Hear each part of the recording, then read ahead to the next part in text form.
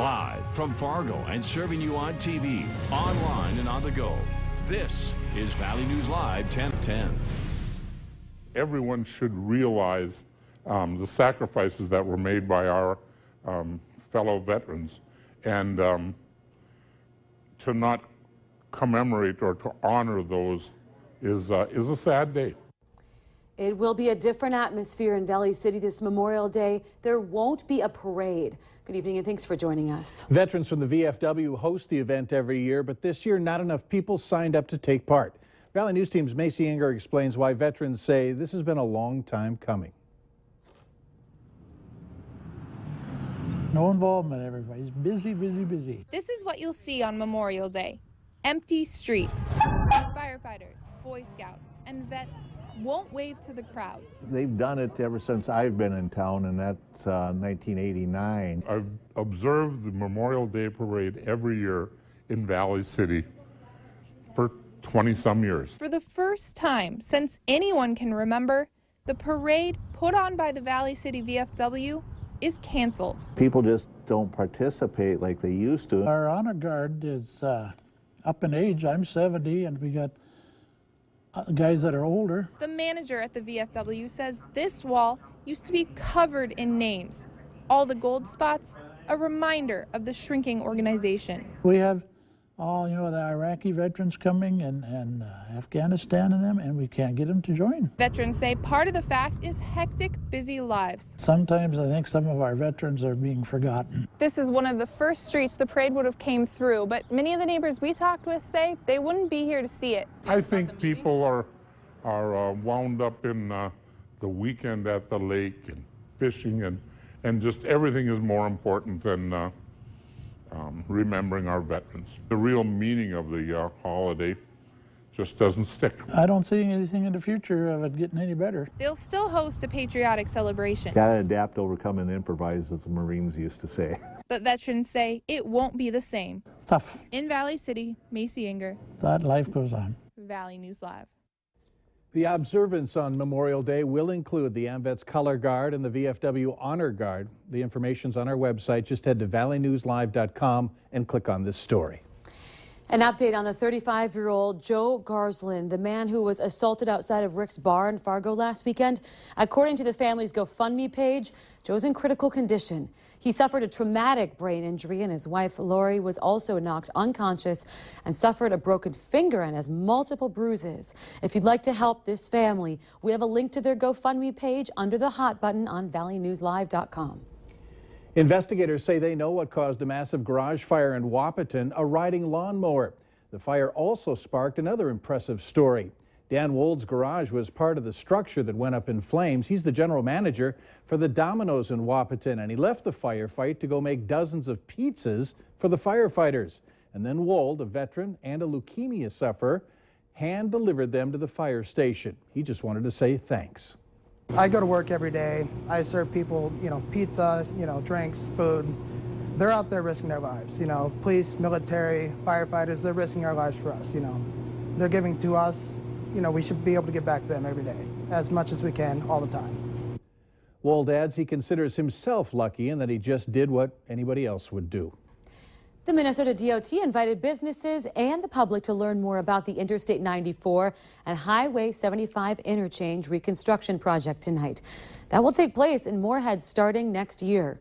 The meeting showed the project timeline, detours, and anticipated traffic impacts. Key elements of the project will include construction of a diverging diamond interchange at I-94 and Highway 75, improvements to the intersections of Highway 75 and 30th Avenue and Highway 75 and 24th Avenue. There will also be a pedestrian accessibility improvement and an auxiliary lane in each direction on I-94 between Highway 75 and 20th Street. More information and a project layout are available on our website. Head to valleynewslive.com and then click on the hot button. And speaking of construction, starting today, 3rd Street will be closed just north of 1st Avenue North in Fargo. The closure is going to be in place for about 10 days. Access to the main library and the City Hall will still be available on the north via 3rd Avenue North and 3rd Street. Crews will be relocating utilities as part of that 2nd Street relocation and flood wall project. A committee charged with lowering the cost of a new city hall in Fargo is making progress, but not enough, according to a newly elected city commissioner. The original bids for Fargo's city hall hit the $30 million mark. The latest list of wants and needs shaves $3 million from that. But newly elected city commissioner Tony Gehrig stuck to his guns, saying it still costs too much.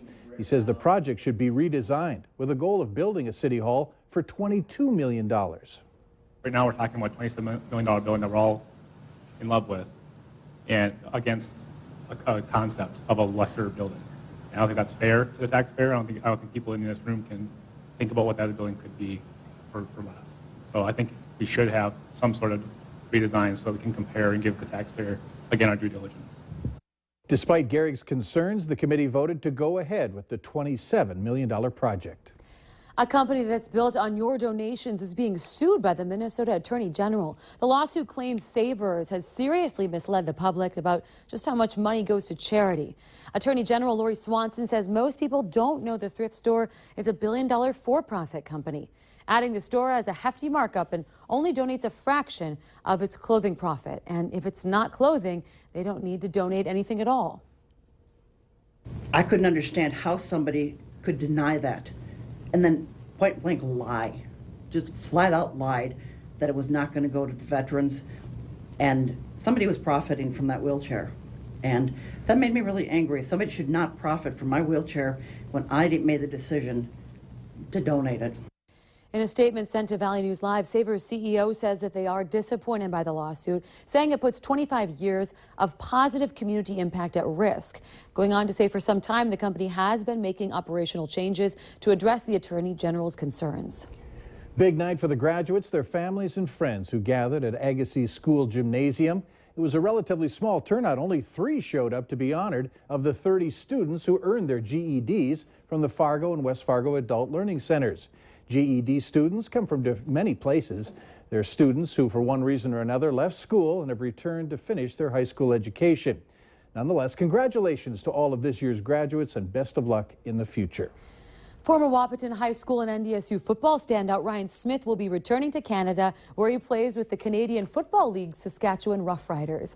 Before he returns, though, he's been doing some training at the Power Center with his longtime Sanford trainer, Brett Beal.